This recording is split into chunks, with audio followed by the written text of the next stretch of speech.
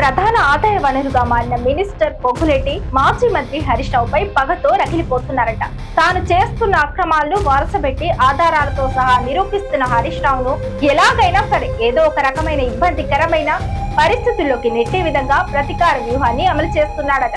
ఇందుకోసం రాష్ట్ర యావత్ అధికార యంత్రాంగాన్ని రంగంలోకి దించి మాజీ మంత్రి హరీష్ రావును అరెస్టు చేసి జైల్లో పెట్టేలా ఏదైనా కనీసం ఒక చిన్న ఆధారాన్నైనా సంపాదించాలని హుకిం జారీ చేశారని, ఇందుకోసం ప్రత్యేకంగా ఒక టీం ను తయారు చేసి రంగంలోకి దింపాడనే సమాచారం. దీంతో ఆ టీం సిఎస్, ఈడీ బృందాల కన్నా ప్రత్యేక అధికారులు ఉన్నట్టుగా బిల్డప్ ఇస్తూ అన్ని శాఖల ఆఫీసుల్లో ఎంక్వైరీ మొదలు పెట్టారని విశ్వసనీయ వర్గాల సమాచారం. ప్రభుత్వ వైఫల్యాలను ఎప్పటికప్పుడు ఎంటగడుతూ సర్కారుకు కొరకరాని కొయ్యగా మారిన హరీష్ రావు ఇటీవలే రెవెన్యూ మంత్రి పొంగులేటి భూ కబ్జాలను అటు అసెంబ్లీలో ఇటు మీడియా ముందు అన్ని ఆధారాలతో సహా బయటపెట్టారు. దీంతో మంత్రి పొంగులేటి బయట ఎవరికి ముఖం చూపించలేని దుస్థితి నెలకొంది.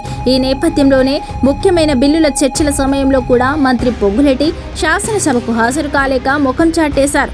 ఆ తర్వాత వెంటనే ఒక బృందాన్ని ఏర్పాటు చేసి తక్షణం హరీష్ రావుకు సంబంధించిన అన్ని వివరాలను క్షుణ్ణంగా సేకరించాలని పని అప్పగించారట. ఈ నేపథ్యంలోనే హరీష్ రావుని ఇరుకున పెట్టే విషయంలో తనకు తప్పనిసరిగా కోఆపరేట్ చేయాలని అటు సీఎస్ ఇటు డీసీపీలను పొంగులేటి వేడుకున్నట్టు అత్యంత విశ్వసనీయ సమాచారం. నిత్యం ఉషోదయాన సత్యం నినదించే ఓ పత్రిక ప్రతినిధి కూడా మంత్రి పొంగులేటికి ఉడతాభక్తిగా సాయం అందించేందుకు రంగంలోకి దిగాడు. సాగునీటి శాఖ బీట్ ను చాలా ఏళ్ల నుంచి చూస్తున్న అనుభవం కలిగిన సదరు ప్రతినిధి హరీష్ రావు మంత్రిగా ఉన్నప్పుడు ఏదైనా అక్రమం చేసి ఉంటాడా అనే కోణంలో ఆధారాలు సేకరించేందుకు అనేక ఆఫీసుల చుట్టూ తిరుగుతున్నాడట.